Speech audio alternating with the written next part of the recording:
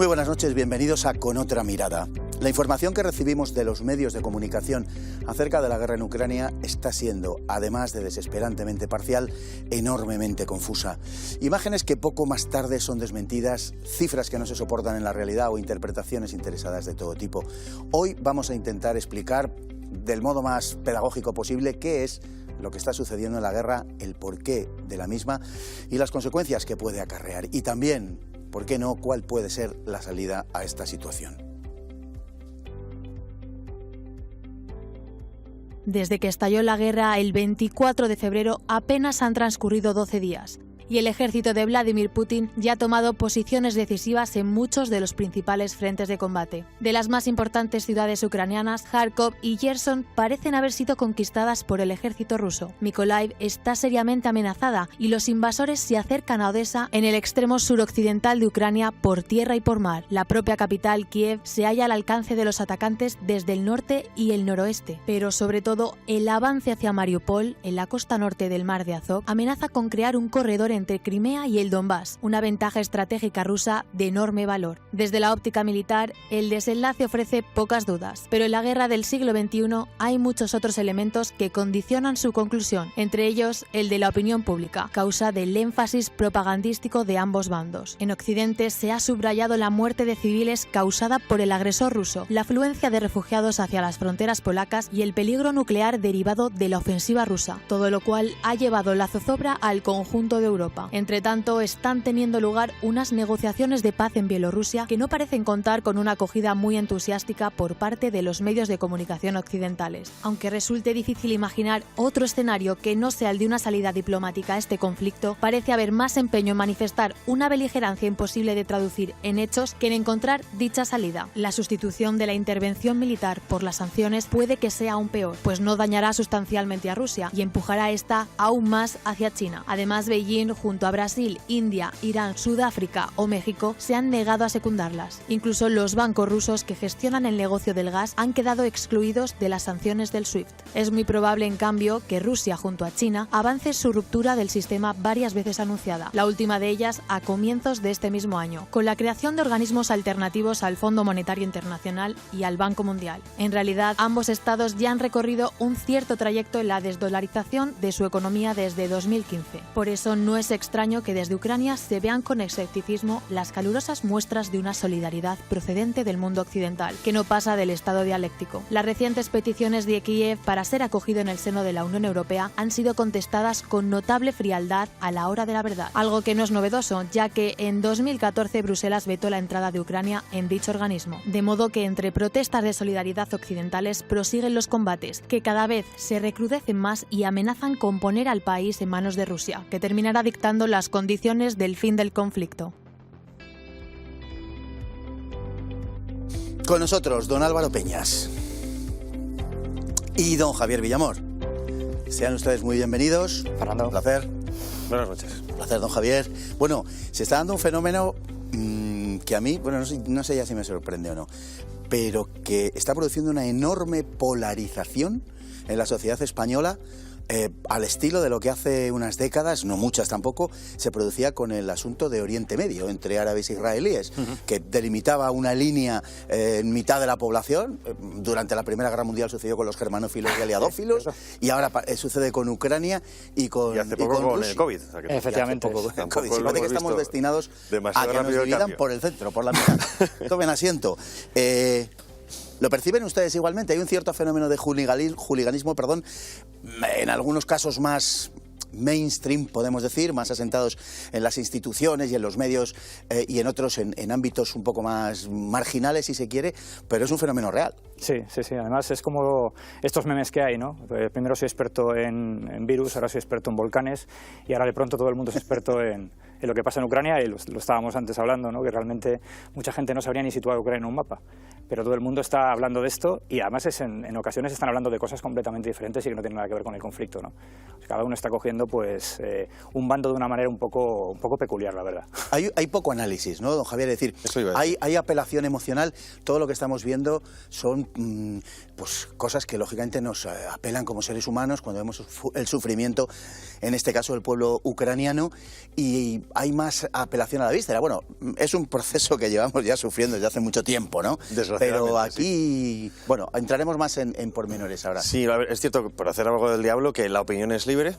Todo el mundo tiene derecho a opinar lo que quiera, eso es un hecho. Sí que es cierto que al menos a los medios de comunicación como este se nos debe exigir al menos cierta, no objetividad, que la objetividad no existe, pero sí honestidad informativa, ¿no? Creo que a nivel del conflicto en el que estamos, como ocurrió por ejemplo los conflictos en Asia Central, todo Oriente Medio, de los últimos 20 años de mano de Estados Unidos, hay que entender las narrativas. Yo creo que esa es mi obsesión como periodista y creo que aquí también se nos ha criticado precisamente por desmontar ambas narrativas, ¿no? El hecho de entender cuál es el discurso de cada país para justificar los actos. Y si no atendemos a esas razones, a esas formas de entender la cosmovisión de cada país, que tienen culturas diferentes, es muy difícil entender el conflicto. Obviamente estamos donde estamos, que es el lado OTAN, es el lado Europa, y es normal que tengamos esa propaganda, pero la adhesión ha sido absoluta en los últimos días a una forma exclusiva de entender un conflicto, ¿no? Y como bien decías ahora, Fernando, siempre la emoción, ¿no?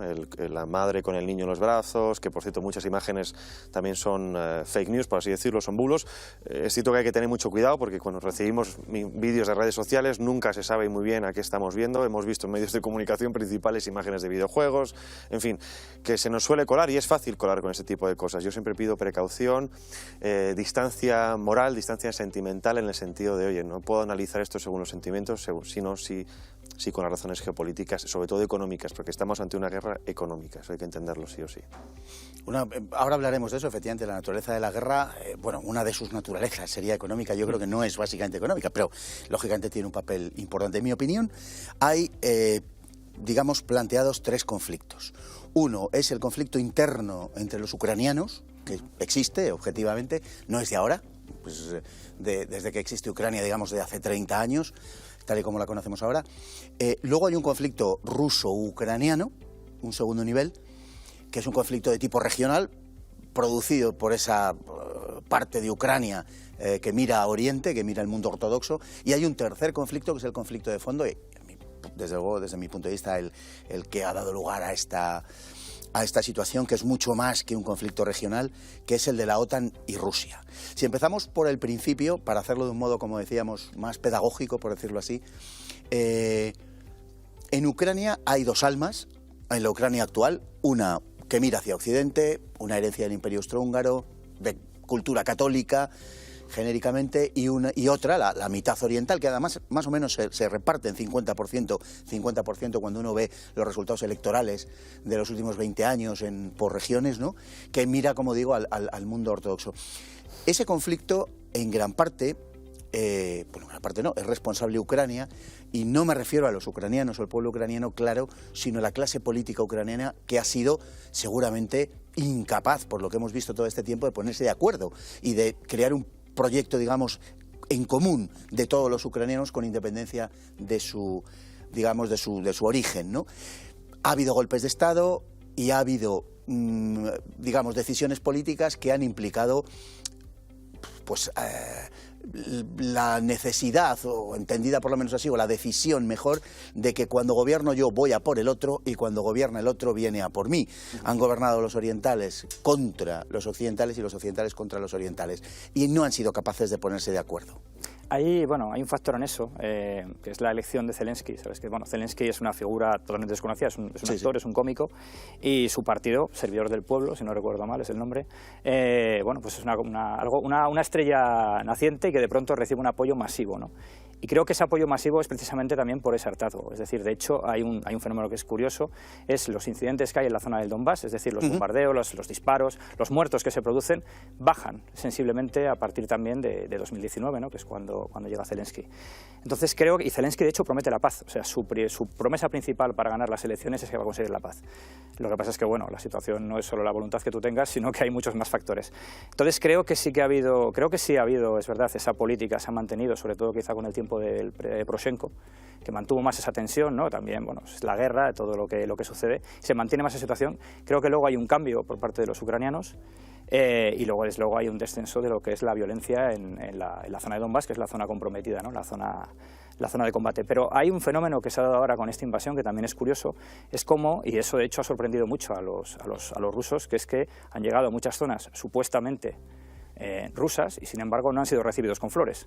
Todo lo contrario, es decir, creo que también hay incluso una parte de esa población rusa que no quiere mirar tanto hacia Moscú, por muchas razones, ¿no? También por la política que está llevando Rusia en los últimos años, que cada vez se le ve más como un régimen cada vez más duro, más autoritario, y creo que hay mucha gente que tampoco está dispuesto a eso, por más que sea ese su origen, ¿no? O que pueden, teniendo ese origen ruso o rusófilo y sus peculiaridades, pero que pueden sentirse parte de Ucrania. Parte de Ucrania, ¿no? Y bueno, de hecho, también sabrás que hay rusos combatiendo con los ucranianos. Sí, sí. Hay soldados rusos y también bastantes bielorrusos, que también es una cosa bastante curiosa. Es que la mezcla allí es inevitable, sí, como sí. pasó en Crimea, cuando el ejército ucraniano se pasó a los rusos.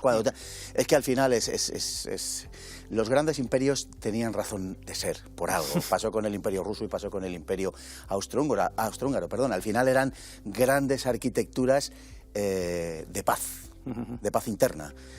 Y de hecho tampoco fueron grandes generadores de conflictos, más los sufrieron en muchos casos de los que desataron, ¿no? Y bueno, la voladura quizá de esas estructuras pues no ha sido venturosa para Europa.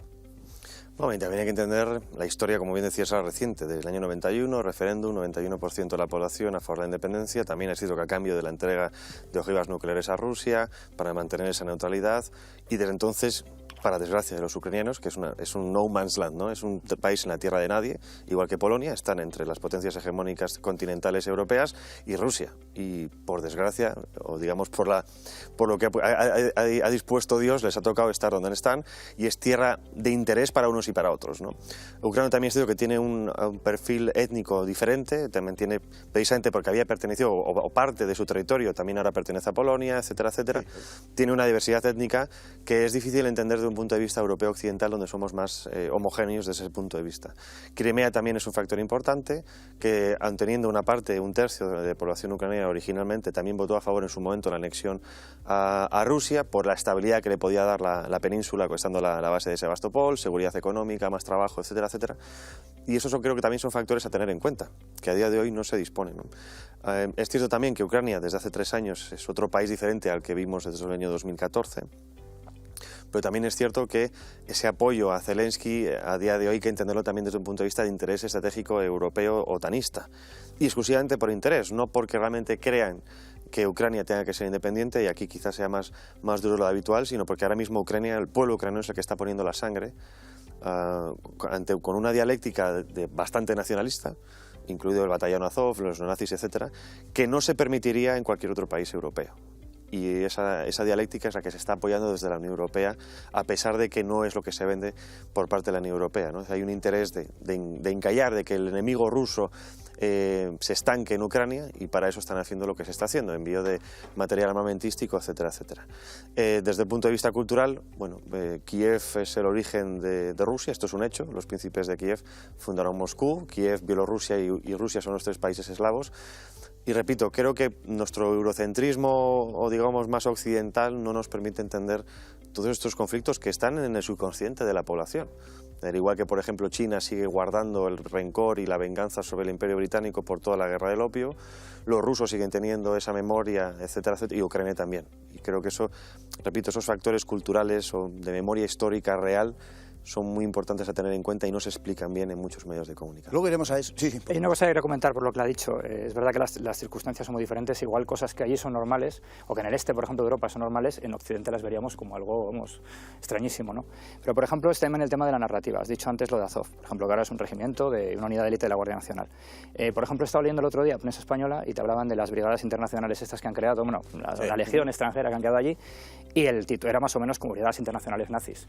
He estado hablando con uno de los que están en la defensa territorial de Kiev, uno de los que es un miembro de Svodova, que es un partido nacionalista ucraniano. Este hombre ha sido concejal además en Kiev, y me decía, sí, bueno, tenemos cerca de 20.000 voluntarios de 52 países, pero es que hay africanos, hay asiáticos y gente de todas partes. Sin embargo, se está creando también una narrativa de presentar a los ucranianos como unos ultranacionalistas fanáticos que tampoco es cierta. No, por supuesto.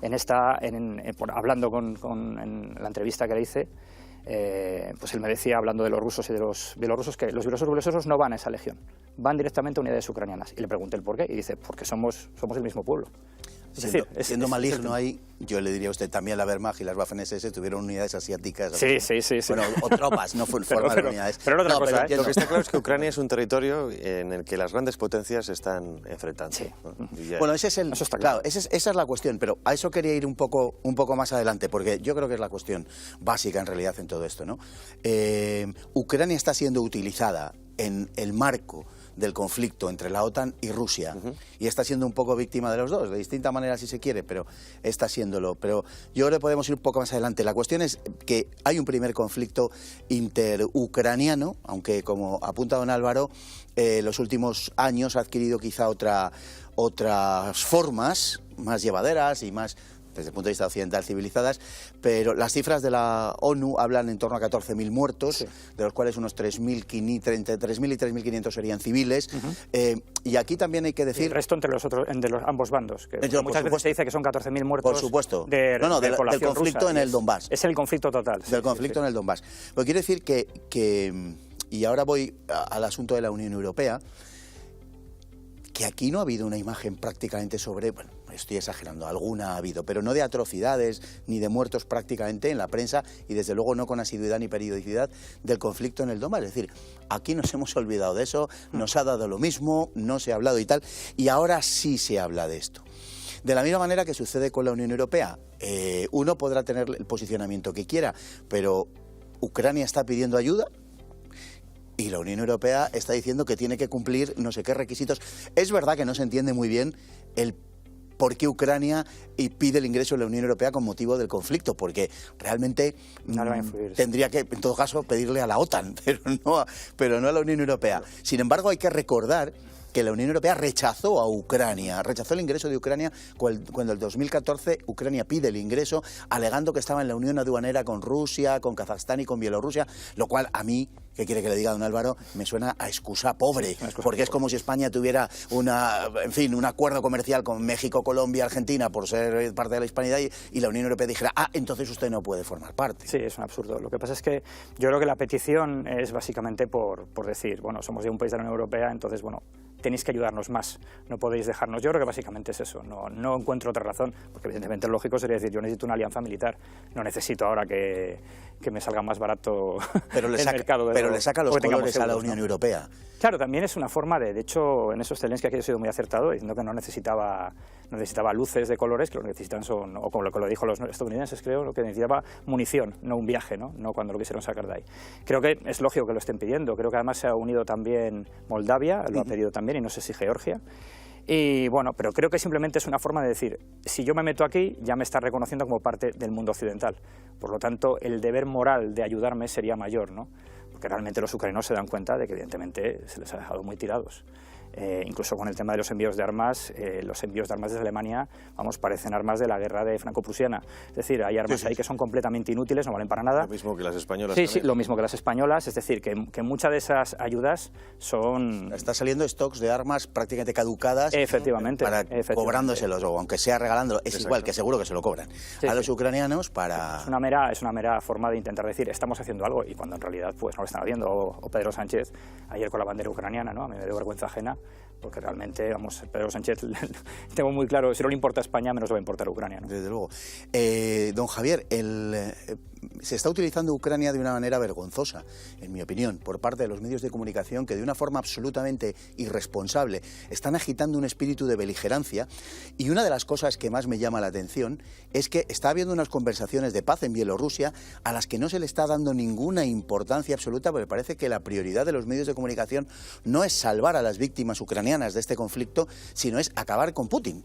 O sea, y me da la impresión de que algo de eso hay, o por lo menos es el espíritu que guía a esos medios de comunicación. Naturalmente, quien paga esa beligerancia que tan barata sale desde Madrid, desde Londres, desde París, desde Roma, quien lo paga son los ucranianos sobre el terreno. Exactamente. Por responder a lo que estabais antes, hay que entender también que Europa es un apéndice de Estados Unidos, del centro del imperio, y luego está la rama militar, ¿no? Tenemos el apéndice político de la Unión Europea, la rama militar, la OTAN. Cualquier país que ingrese en la Unión Europea forma automáticamente parte de la OTAN. quizás sea más engorroso para Ucrania primero iniciar los procesos por la OTAN y más rápido para la Unión Europea. Si realmente hay consenso en la Unión Europea, quizás se puedan saltar los plazos legales de adhesión. Pero no es un mecanismo automático. No es automático, pero posiblemente sea más rápido ahora mismo la adhesión a la Unión Europea y por lo tanto la pertenencia automática a la OTAN. Y luego porque si forma parte de la Unión Europea, toda agresión a cualquier país miembro de la Unión Europea es una agresión a toda la Unión Europea, y lo mismo con la OTAN. Cualquier agresión a un miembro de la OTAN es una agresión a toda la OTAN. De alguna manera, Ucrania lo que está buscando es que los matones otanistas le reconozcan para también meterse con el otro matón ruso, ¿no? Es decir, oye, yo formo parte de este grupo, como estoy en medio me están pegando los dos y no recibo ayuda real de ninguno, ¿no? En un caso me están invadiendo y los otros me están dejando de lado. Eso que estabas diciendo ahora precisamente, ¿no? Hay un intento, al menos veo cierta obsesión por el tema de Ucrania, yo creo que con el objetivo precisamente de embarrar cada vez más y de meter una espiral de difícil salida a Rusia, primero a nivel de propagandístico, porque la pierden, el soft power estadounidense es mucho más potente que el ruso, es el país que ha invadido, y luego también una forma de que Rusia encuentre ahí como su talón de Aquiles, ¿no?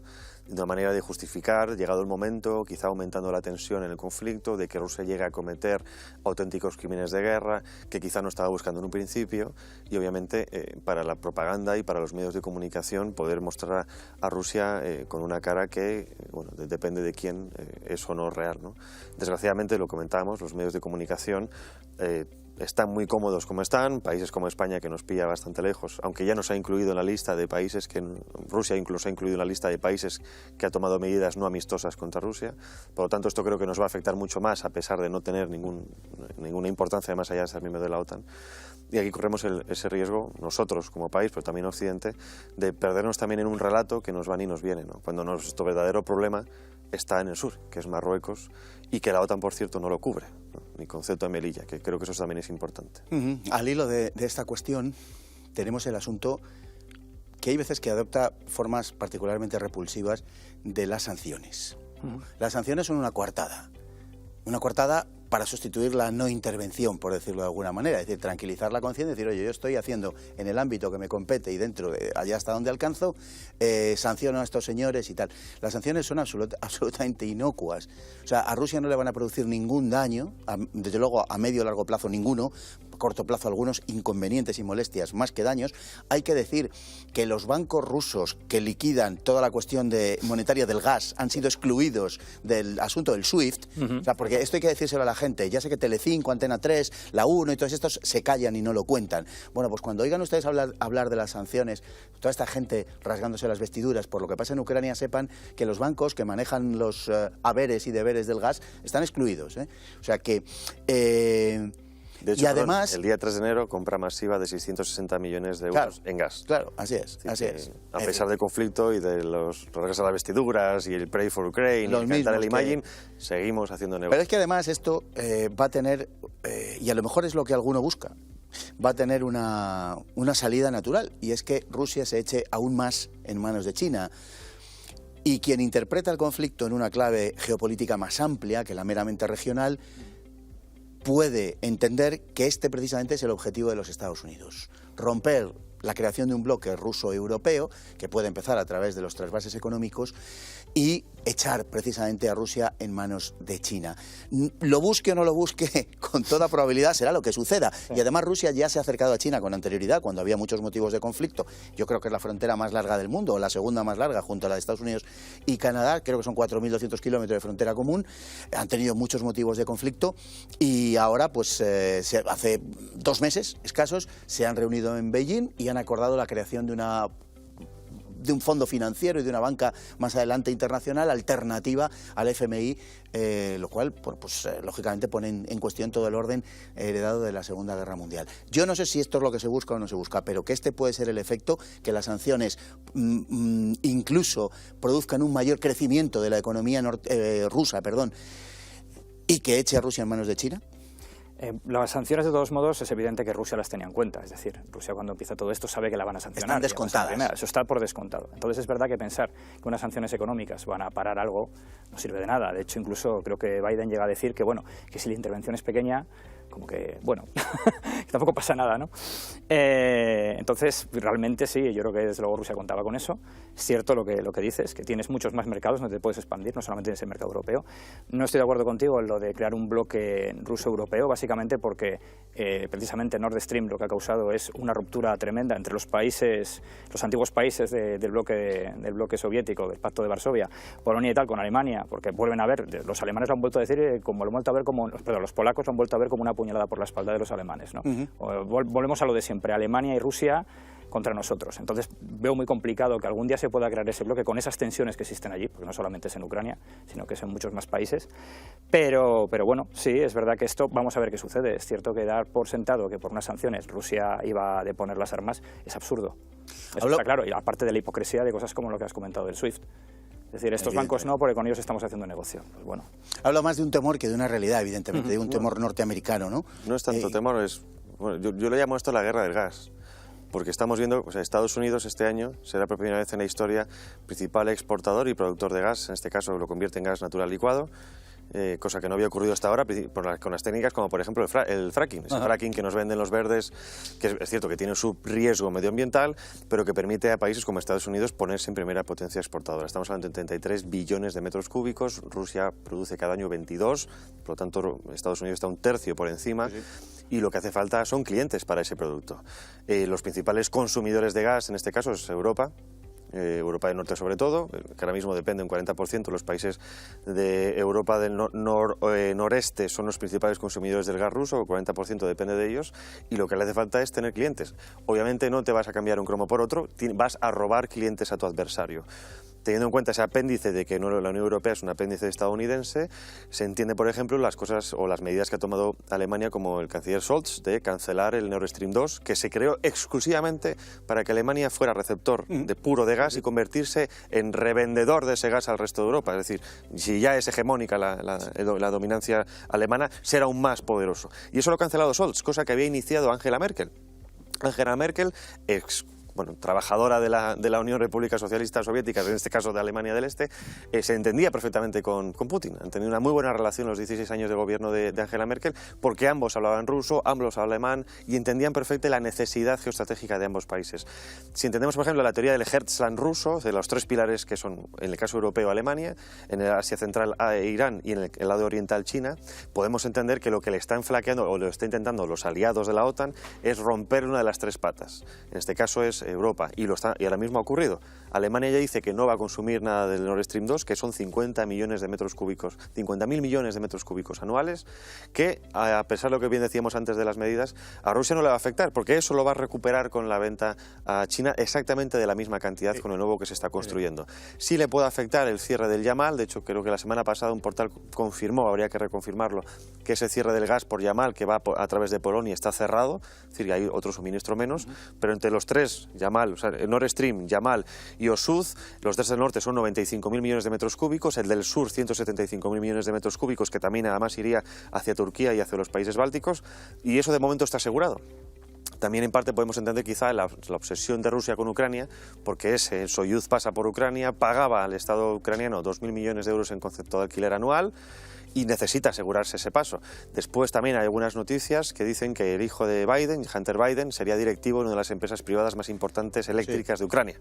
Por lo tanto, no solo hay intereses de Estado, hay intereses de economía familiar. Personales, sí. Exacto. Bueno, ya pasó en el caso de la guerra del Golfo con la familia Bush y la familia de Osama Bin Laden. Gazprom teníamos a Gerhard Schröder y teníamos a varios políticos importantes. Bueno, a Schröder le costó la presidencia. Exacto. Pero que luego pasó automáticamente a Gazprom y vivía mejor con Gazprom que con la presidencia. Hombre, claro, exacto. Es el Endesa, pero... las puertas giratorias te dejan lo basta. Sí, sí. Don Álvaro, la noticia de que uno de los negociadores de Ucrania ha sido asesinado por los servicios secretos ucranianos, ¿cierta? Sí, es cierta. Porque se la han dado como buena en todas partes. Sí, parece ser que sí. O sea, que el polonio aquí va de un lado para el otro. A ver, por lo visto era, sí, lo que le han acusado es que era un doble agente. Era doble agente. Estaba un doble agente. Y bueno, de hecho a mí me ha llamado la atención que, por ejemplo, cuando estaban sacando imágenes de los saqueadores, les están simplemente atando a las farolas y les están golpeando. La mayoría de las guerras, normalmente los saqueadores acaban colgados de un árbol, ¿no? Pero bueno, en este caso, sí, eso parece. Y evidentemente, bueno, es que, claro, eso es una guerra. También nos estamos reencontrando un poco con la historia.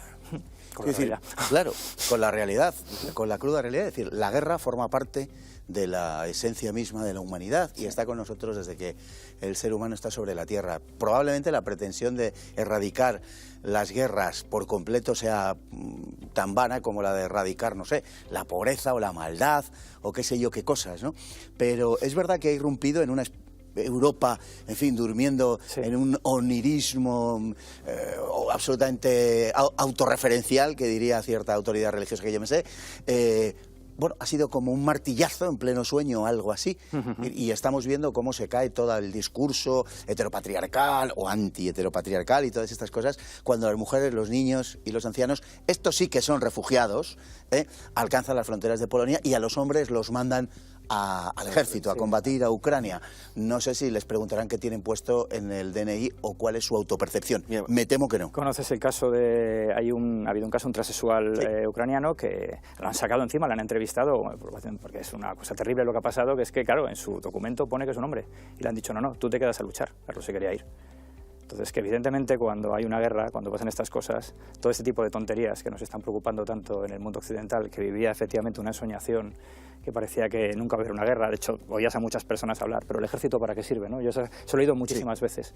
Y todo esto que está sucediendo también es una reafirmación de la importancia de lo que es la soberanía. La soberanía nacional, tener fronteras, tener ejército, soberanía energética, tener tus fuentes de energía para no depender de otros países, soberanía alimentaria para no tener que depender de los alimentos de otros y sobre todo para acabar con cierto tipo de mitos como es esa agenda verde, que es completamente desastrosa y que te convierte al final en un país completamente esclavo. Que lo van a seguir intentando, por supuesto, y esto lo tengo claro, en cuanto esto pase, la agenda volverá otra vez a primera línea, pero es cierto que se está haciendo mucho daño a esa narrativa, y de hecho, bueno, incluso en Alemania, el gobierno de Scholz está apoyado por los verdes, y vamos a duplicar el gasto militar, se empieza a plantear volver a abrir las nucleares, es decir, bueno, era un tabú. Sí, era un tabú, era como dicen, como les gusta tanto decir a los progres, no es un debate cerrado. Sí. No, el debate no está cerrado, el debate está abierto, cuando la realidad... Intocable. Eso es. En el caso de Alemania. Así es. Y a lo mejor también despertamos y nos damos cuenta de que todas estas cosas, estos festejos en los que estamos permanentemente instalados, suceden en un pequeño rincón del mundo al final. En Europa Occidental, que es una península del continente euroasiático, digo en Europa Occidental y central, pero muy justito lo de central, y en Norteamérica. Y poco más, en fin, y en otros lugares, se está intentando instaurar digamos, de la civilización occidental, pero que hay todo un mundo con una muchísimo mayor cantidad de población en donde estas cosas no pasan. Exacto, la gran debacle de Occidente viene por la expansión constante y además buscada de las ideologías paralizantes. No solo la ideología de género, hablamos de otros, ¿no? El progresismo, el eco-guay y todo esto, que ha desmontado la moral occidental. Es decir, hablamos, por ejemplo, a niveles de valores eternos por los cuales un soldado puede morir o quiere morir, hablamos de Dios o del Dios que tenga cada uno, la patria y la familia. Es decir, alguien va al frente por eso, no va al frente por la ideología de género, ni por lo trans, ni por el aborto, ni esta serie de cosas, ¿no? Ni por un régimen político. Ni por la democracia, nadie por muere por la nadie democracia, va a morir por la ni democracia. por el feudalismo. O sea, la gente por muere por la humanos. libertad, por el valor, no por la encarnación política que pueda derivarse de él. Exacto, y entonces, como bien decías, yo espero, también estoy con lo que está pasando, que sé que es un brindis al sol, pero espero que se pueda recuperar, al menos Occidente, ciertos valores, aunque solo sea por interés de defensa ahora contra Putin, ¿no? Que es cierto que es un brindis al aire, porque está claro que lo que va a hacer la Unión Europea, un brindis al sol, va a ser mucho peor, pero creo que es importante que nos quitemos de eso, ¿no? Nos ha paralizado la respuesta. Es decir, en otro momento quizá toda Europa se hubiera volcado en Ucrania, iríamos a una guerra quizá mucho más fratricida, pero una guerra quizá mucho más justa, no estas guerras en las que estamos metidos de narrativas, de mentiras, de vestir todo de un supuesto defensa de derechos humanos, cuando aquí no se acoge a los derechos humanos nadie, es un papel mojado a la hora de la verdad, como bien decía, ¿no? La realpolitik es la realpolitik, y que en cambio los europeos quizá también llevamos 80 años de una paz inusitada en la historia y nos hemos acomodado, nos hemos aburguesado. Bueno, con la excepción importante de la guerra de Yugoslavia, obviamente, y los bombardeos humanitarios. Pero que sigue estando lejos, ¿no? Parece ser que tenemos a un enemigo que realmente nos está amenazando, que es abajo, que es Marruecos, pero eso parece que está muy lejos, y en cambio ahora todo el mundo, como tú decías, que nadie sabía dónde estaba Ucrania, ahora todo el mundo está pensando en Ucrania. Siguen sin saberlo, ¿eh? Sí. Pero claro, cuando ves al enemigo, por ejemplo, tienes vídeos de China o de Rusia, cuando tienes a chavales que están construyendo una AK-47 con los ojos vendados, ¿no? Y aquí en los colegios estamos dando ideología de género. es decir, a tocarse las partes, a probar si somos de un género o de otro. Es decir, eso no nos prepara para tener una defensa real. Es decir, cuando vengan mal dadas, porque van a venir, sea aquí en España o sea donde sea, estamos completamente incapacitados. Si atendemos al CIS, últimas encuestas siempre han dicho que la defensa, morir para defender la patria no pasa nunca del 20% de la población española. Y eso es muy complicado. Y luego la pregunta es, bueno, ¿y qué es España? ¿No? Eso es otra pregunta. ¿Vamos a morir por esta España de Pedro Sánchez, de este gobierno? ¿Vamos a morir por la España de las 7 comunidades autónomas? Que se ha desmontado tanto el ser, ¿no? el ethos occidental, o en este caso hispano, que es prácticamente imposible reconstruirlo. Y los adversarios lo saben. Y por eso atacan. Es decir, cuando, por ejemplo, China ve a un presidente como Biden, que está gaga, sabe que el país está débil y que el país está en decadencia. Bueno, y ahí se aprovechan de eso. Ese era uno de los temas que quería plantear. Es decir, ¿por qué Putin ataca cuando lo hace? Sí, solamente una cosa, un detalle que has citado que me ha llamado la atención. Has dicho lo de los Balcanes. Uno de los sitios donde más voluntarios están yendo a combatir, en porcentaje, es Croacia. Porque tienen muy presente el recuerdo de su guerra. Hay un cierto paralelismo. Sí, no, de Ucrania, Rusia, Croacia, Serbia. De hecho, sí, creo que fueron los, no sé si el mismo ejército, incluso la legión extranjera, los croatas que había les dieron un permiso para ir a combatir. La legión extranjera francesa, que a los coreanos se dieron, a los croatas también. Y efectivamente hay una... Y es por eso, es por tener cerca ese recuerdo. Y eso hace que tengan, claro, igual que, por ejemplo, en Polonia, pues vemos una relación completamente diferente a la que vemos, por ejemplo, pues en España o en Francia, ¿no? Es algo completamente distinto. No es lógico. Bueno, de fondo hay un conflicto que viene de lejos, que es el conflicto que ha dado lugar a la guerra. Realmente es algo más que la querella regional. Hay que decir que en cuanto a lo puramente regional, más o menos lo hemos tratado. En 2014 se firman los acuerdos de Minsk. Los acuerdos de Minsk no son cumplidos por el gobierno ucraniano. Naturalmente esto genera un malestar enorme en Rusia y entre esos rusófilos ucranianos que probablemente están en un estatus, no digo político, sino mental y espiritual, más complicado de lo que nos creemos. Es decir, no es tan sencillo como que son rusos que están dentro de Ucrania, no es eso. Y además es curioso porque las encuestas acerca de la entrada de Ucrania en la Unión Europea que se hicieron hace 8 años daban una tendencia bastante homogénea en las dos partes de Ucrania acerca de que casi todo el mundo quería formar parte de la Unión Europea con independencia de que fueran de la zona oriental ucraniana. O sea, en ese sentido, otra cosa era la visión que tenían de la OTAN, pero de la Unión Europea sí, era bastante homogénea, ¿no? Esos acuerdos han producido, sin duda ninguna, un malestar enorme entre Ucrania y Rusia, pero hay dudas de que verdaderamente Rusia, si no hubiera sido por la cuestión de fondo, que es la de la OTAN, hubiera intervenido, o a lo mejor hubiera intervenido entrando en estas regiones, pero nada más. Algo parecido a lo que sucedió en Georgia. Georgia interviene en 2008 porque Georgia se plantea entrar en la OTAN. Rusia no se apropia de Georgia, alienta los movimientos en Abjasia y en Osetia del Sur, movimientos de tipo separatista dentro del país, pero al final se acaba yendo, ¿no? No sabemos lo que va a pasar en Ucrania y nos vamos... Bueno, luego iba a decir no vamos a jugar a adivinos, sí, porque luego si da tiempo, les voy a pedir que intenten profetizarlo, ¿no? Pero a lo que voy es a que de fondo está la cuestión de la OTAN. La OTAN está utilizando una política de expansión hacia el este, que lógicamente ha llegado a las puertas de Rusia. Hay un acuerdo de hace 30 años, es verdad que es verbal, es verdad que no se concretó en ningún documento, ese es quizá el error de Rusia, hay que entender también los gobiernos que tenía Rusia por entonces, porque vemos ahora a Putin... No veían ni lo que firmaban. Efectivamente, veían 3 veces el papel, pero claro, Rusia ha vivido en la creencia, y era una creencia extendida, de que la OTAN nunca pasaría de determinado punto. Y sin embargo la OTAN lo ha hecho, en fin, gente como Brzezinski ha teorizado al respecto y no es sospechoso, y gente como Kissinger, que tampoco es precisamente sospechoso de afección especial hacia Putin o Rusia siquiera, ha dicho que no se puede plantear un panorama de paz si no se atiende a esa demanda rusa de que las zonas que pertenecían antiguamente a la Unión Soviética y que ya no son Rusia, no sean neutrales y que por tanto había que mantener ese estatus. Claro, vamos a ver, es que hay muchos matices. Sí. Bueno, una cosa con el tema de Georgia. Georgia pierde creo que un 20% de su territorio de 2 repúblicas que evidentemente son títeres de Moscú. No son independientes, es decir, bueno, son repúblicas prorrusas. Prorrusas, eso es.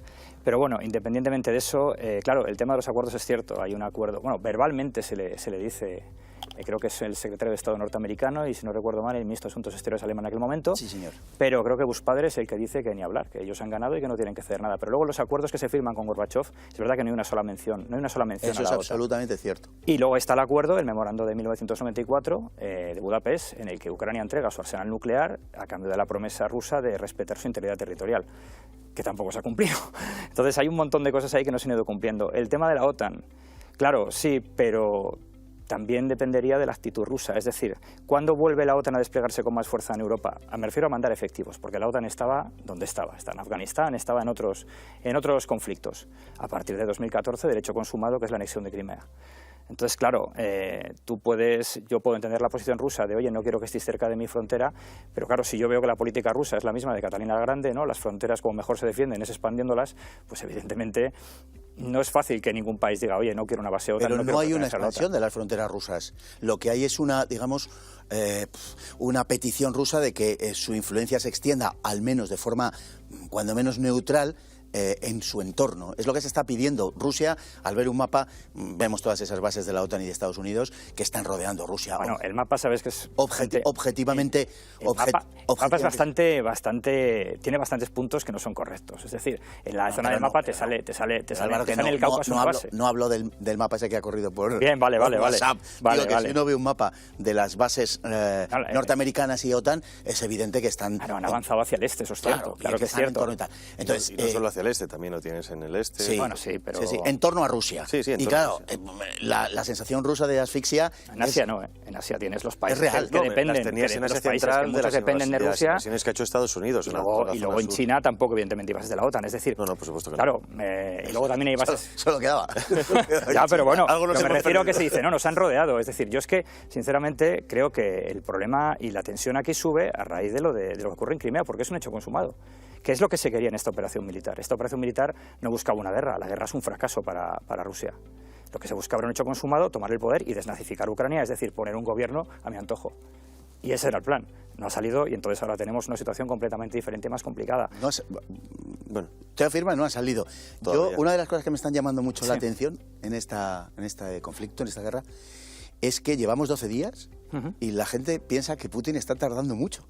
Y hablamos, por ejemplo, de la victoria clásica, ¿no?, de Alemania sobre Francia en la Segunda Guerra Mundial, y la paz se firma el 24 de junio del 40 y la batalla comienza el día 10 de mayo. Es decir, que pasa mes y medio, pasan 44 días. Como mayo tiene 31, pues 45 días. Bueno, aquí llevamos 12 y Rusia ha tomado ya posiciones estratégicamente decisivas. Sí, pero también es cierto que su avance, aunque ha avanzado muchísimo, tienen muchísimos núcleos de resistencia a la retaguardia que les están destrozando los suministros. La guerra no es... Eso es natural. Ya, pero no es natural que después de una ofensiva no haya tropas para cubrir eso. Es decir, están llevando tropas desde Vladivostok ahora. Es decir, han planificado esta guerra de una manera pensando que el ejército ucraniano no iba a durar nada. Y estoy convencido de que se creían que esto iba a ser un paseo militar. Bueno, pero vamos a ver, es que 12 días son nada. Ya, pero me refiero... Pero si tú le estás vendiendo... ¿Qué pensaba? ¿Que iba a ser una operación de 3 días? Si tú le estás vendiendo a la gente en tu país que Ucrania es un país dirigido por nazis diabólicos, que están oprimiendo a la gente, que la gente quiere liberarse de ellos y que esto es una guerra de liberación.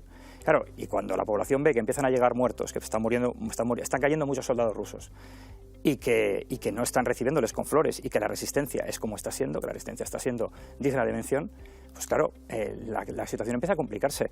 De hecho, creo que el nerviosismo ruso, a partir de que empezó el conflicto, a partir del cuarto o el quinto día, las amenazas a Finlandia, a Suecia, es como una huida hacia adelante. Ahora dicen, ¿sabes? Es que yo no lo veo realmente. Pero, evidentemente Álvaro, no desde el punto de vista fácil. militar, desde el punto de vista militar, Ucrania no es un ejército menor, ¿eh? Ya. Ucrania, no sé ahora mismo las cifras, pero tiene más de 2.000 blindados, que no es ninguna tontería. Creo que España anda por los 400 o algo así. Sí, tenemos un gráfico en las redes sociales en las que se ve... No somos referentes, ciertamente, pero, hombre, son muchos menos que los que tiene Rusia, claro. Pero también están concentrados en mucho menos espacio y se puede movilizar más rápido. Las bases de aprovisionamiento ucranianas son, por razones obvias, mucho más cercanas al frente que las rusas y así sucesivamente. Yo No sé cómo va a evolucionar y tampoco apostaría en un sentido ni en otro, ¿no?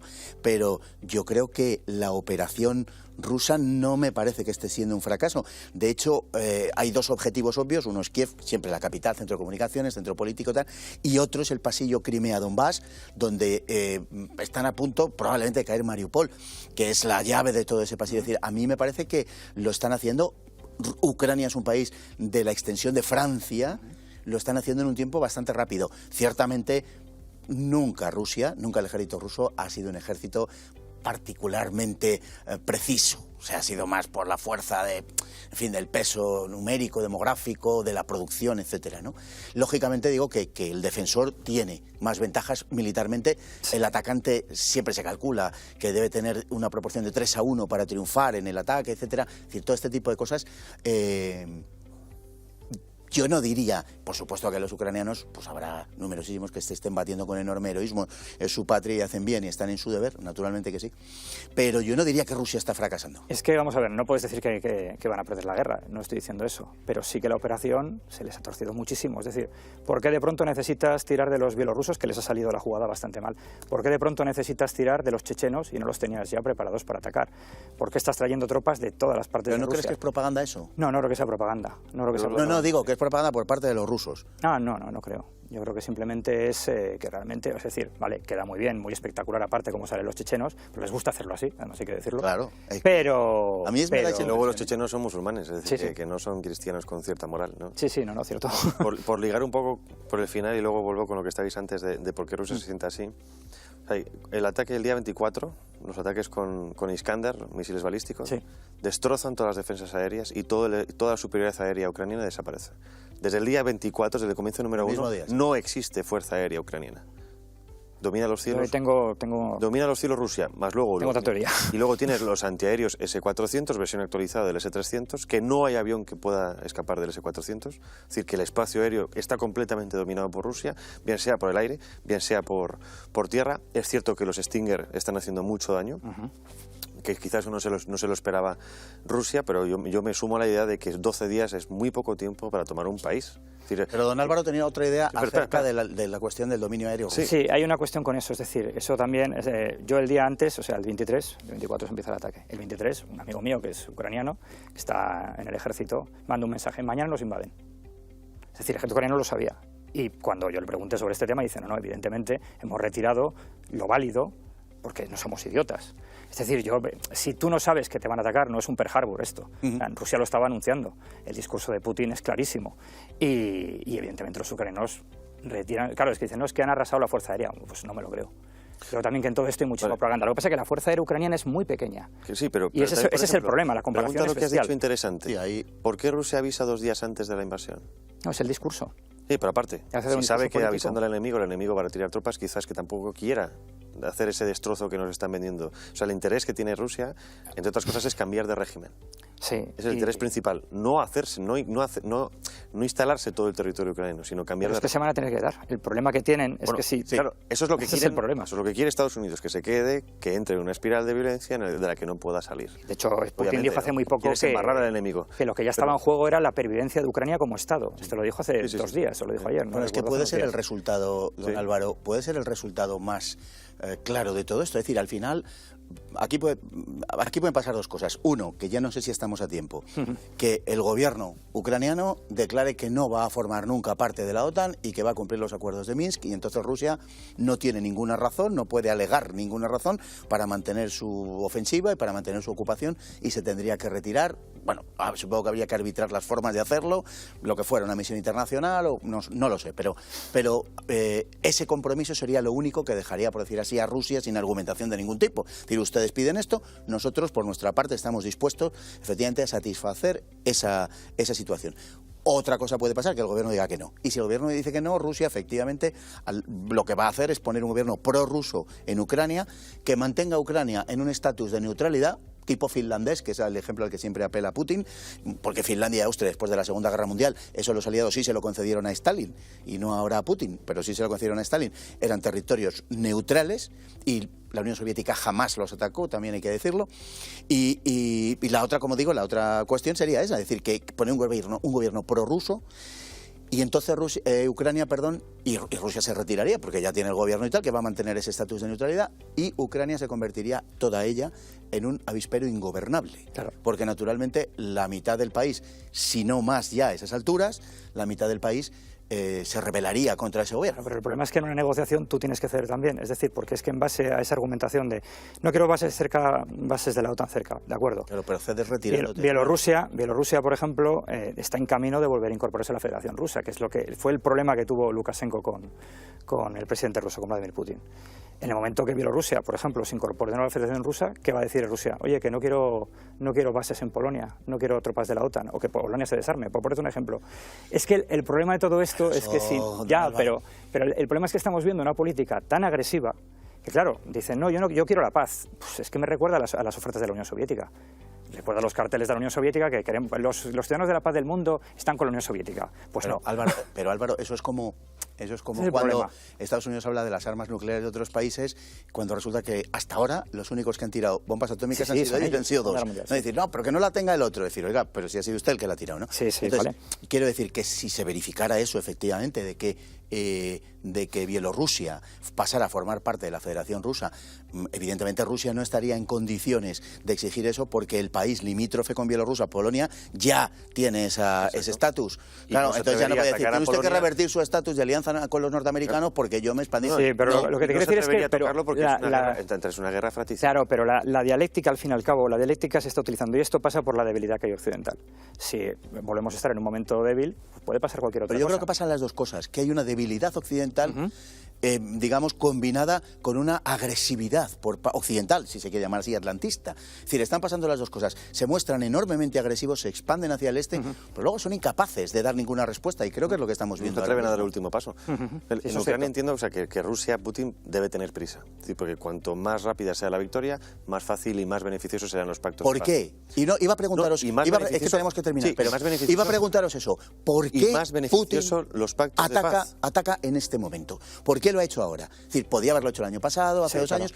¿Por qué lo hace ahora? ¿Por qué el 24 de febrero? No es que lo decida ese día, obviamente lo ha decidido antes, pero ¿por qué ataca en ese momento? Yo ahí no tengo respuesta, no soy de los servicios de inteligencia, no te lo puedo decir. O sea, obviamente hay intereses que nos sobrepasan, pero está claro que es una escalada de tensión. Pero porque percibe debilidad en el otro lado, más que nunca. Percibe debilidad y luego, obviamente, el tema del gas, ¿no? Es decir, que eso está siempre de fondo. Es decir, oye, cuanto más veo a Estados Unidos que se expande comercialmente por un lado, más tengo que dar esto. Recordemos, el Soyuz pasa por ahí, es decir, hay una intención.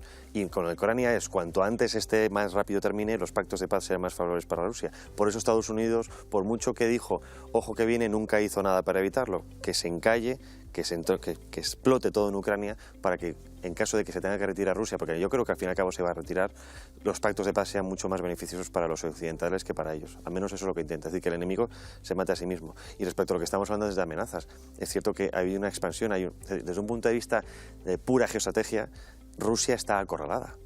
Y entiendo y hay que entender la narrativa violenta que tiene.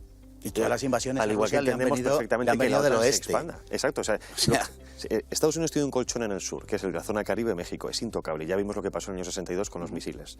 Rusia tiene su cinturón y Estados Unidos, la OTAN, ha violado su cinturón. Entonces, ¿qué pasa con una rata cuando está acorralada? Muerde. Y ahora Putin lo que está haciendo es morder. Y la escalada de tensión también es dialéctica. Yo no creo que sean tan suicidas de iniciar una guerra nuclear.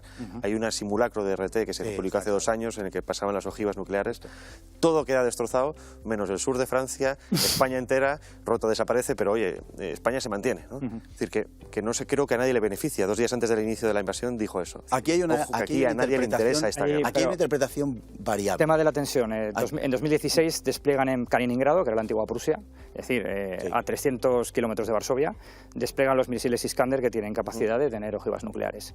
Y no era la primera vez. Entonces, bueno, Rusia dice que le importa un bledo las quejas de la OTAN y tal. Es decir, que ese tipo de cosas se hacen por ambos bandos. Por es decir, no es solamente... Por supuesto. Sí, tácticamente sí, Álvaro, pero estratégicamente está claro quién es el agresivo en este caso. Pero lo que pasa... Pero es que al final esto sí, queda muy bien, pero el que invade Rusia, el que está atacando un país, violando la soberanía de un país, es Rusia. Claro, pero entonces, el problema, y lo ha hecho también en Georgia, ya, pero aún así lo ha hecho también en Georgia, el problema es que se está dando tolerancia a una, que no me gusta la palabra, pero entendiendo una forma política que en realidad sí, que en realidad condenamos en otros casos. Cuando los estadounidenses hacen esto se condena, y me parece muy bien. Pero cuando lo hacen los rusos tenemos que condenarlo también. Y lo que pasa en muchos casos es que esto no se condena, se trata de entender. Pero Álvaro, y para mí yo creo que lo que está sucediendo en la sociedad es exactamente lo contrario. Es decir, que las intervenciones de la OTAN son bendecidas, incluso son llamadas bombardeos humanitarios, mientras que se está montando una escandalera tremenda por lo de Ucrania, que seguramente que lo merece, nadie lo discute. Claro, propaganda, claro, a eso es a lo que voy. Es decir, al final hay una interpretación que dice: Rusia ha saltado porque está siendo acosada por la OTAN, que se está expandiendo hacia el este. Y entonces es un movimiento, el de Rusia, digamos, defensivo, lo que está haciendo. Que se puede no compartir los medios y tal, pero es un movimiento defensivo.